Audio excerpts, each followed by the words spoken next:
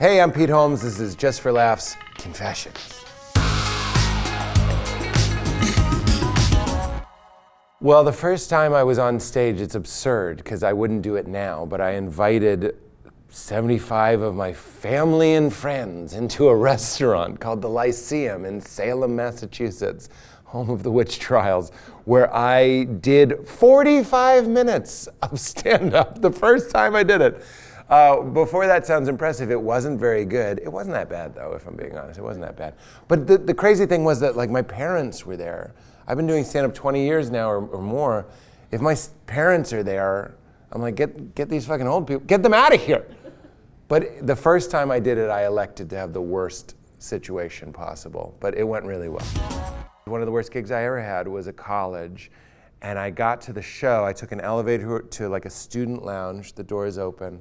I was like, where is the show? And they were like, it's right where you're standing. Like they put a microphone in front of the elevator bay, and I just performed in a student lounge, and people were just coming and going in elevators behind me the whole time. That's not like, the worst is like the scary ones where it's a biker bar in Peoria and the guy before you gets called the hard F word, and you're just like, okay, they're not gonna like this John Ritter face, you know, it's not gonna go Petey's way. I did a video for YouTube, and this was before people, I don't know why I'm saying this, but I guess I'm proud. It was before people were really doing YouTube comedy. It wasn't like a whole industry. So we were really just doing it for the love of it. But we did a video called Romano Sings, and I'm Ray Romano, and I'm singing songs like, Islands in the stream, that is what we are. And I have a wig on. And Ray Romano's kids saw it and sent it to Ray Romano. So that wasn't the moment. Cut to like 10 years later, I get a talk show on after Conan. And we're like, why don't we redo Romano Sings? And we did. And then we were like, you don't think he would do Romano duets? And I'm on the soundstage, he agrees to do it. I'm on the soundstage and I'm doing my part, like a part that he didn't have to be in. And I'm going like, you know, you're my butterfly, sugar, baby, you know, that sort of thing. And I hear in the darkness, he's come in. I didn't know he came in. It was like an SNL walk-on, Chris. He walked in and he goes, oh, my poor wife, if that's what I sound like. And like, it was just really, really surreal to have Ray walk in on me doing my Ray. Well, I like to tease my parents a lot, but the truth is they never gave me any grief about wanting to be a comedian, which was really cool. So right after college, like in college, I started doing stand-up.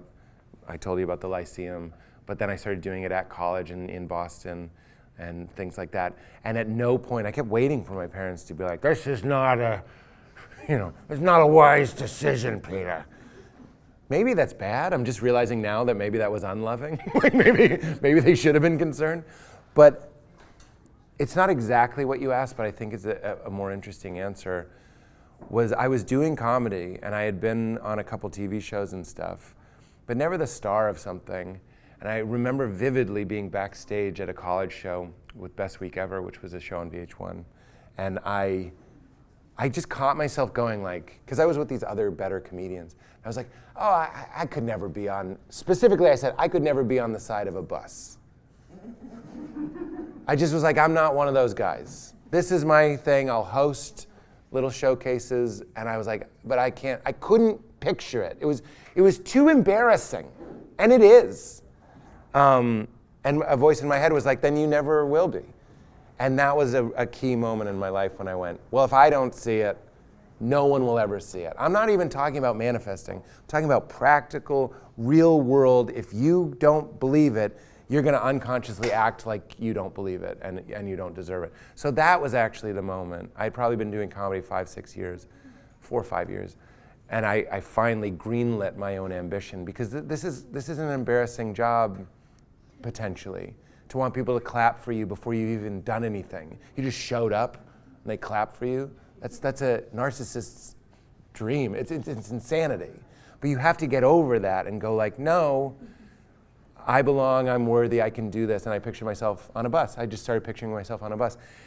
And you know, it doesn't always work out this way, but I'm very fortunate that like probably 10 years later, I'm walking in New York City and bus drives by with my face on it, and I was just like, I remembered that moment, and I was, it's an emotional thing. I wasn't like, yeah, I'm the king of New York. It was just like, good for you. It's like I parented myself well. Ha ha ha, loft.